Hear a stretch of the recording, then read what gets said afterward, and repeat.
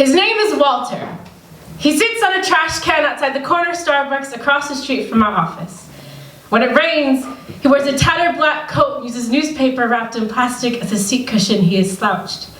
With yellow teeth set intervaled and brown gums, hospital bracelets accent his rugged shoes. He is one frayed, familiar face amongst the suits, rubbed out graffiti on a K Street sidewalk sometimes only the broken stop to appreciate.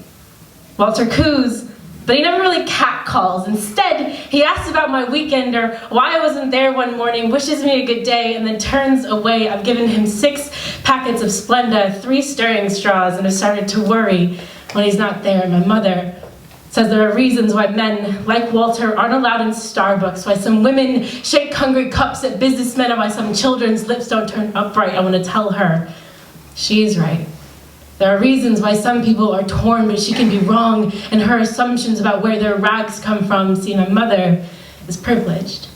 Maybe one day she would have asked why Walter was in the hospital last Tuesday, but now she warns me about men with threadbare shoes. Y'all, homelessness never sounded so refined until I got to college. Social inequalities in health in the African diaspora, or social and cultural effects of colonization and racism. I sank my teeth into the meat of my people's problems from my classroom seat, never once chewing on the heart of the issue that holds out empty hands, because no, that's too tough of a subject. Tell me, teacher, why some people are more vulnerable to certain illnesses, cannot get access to good medical care, and are caught in a corkscrew of disadvantage and poor health. Tell me, professor, why I can't write a poem about struggle without feeling like I've done my people a disservice. These words tighten rope around my wrists and walk my feet out to the guillotine, because I am scared shitless to confess how I'm choking on this silver spoon suspended in my throat. I've got a childhood of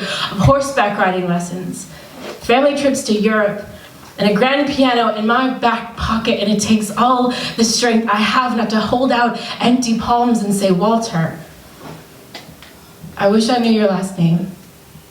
One day, on our way home from the doctor's office, my little sister asked me if we were spoiled. I told her no, because we were raised to appreciate what we had. I told her no, because our father knows what it's like not to know where his next meal is gonna come from. I told her no, because we knew better, but I didn't know better enough to pull the truth from my cuffs and say, little sister, we are privileged.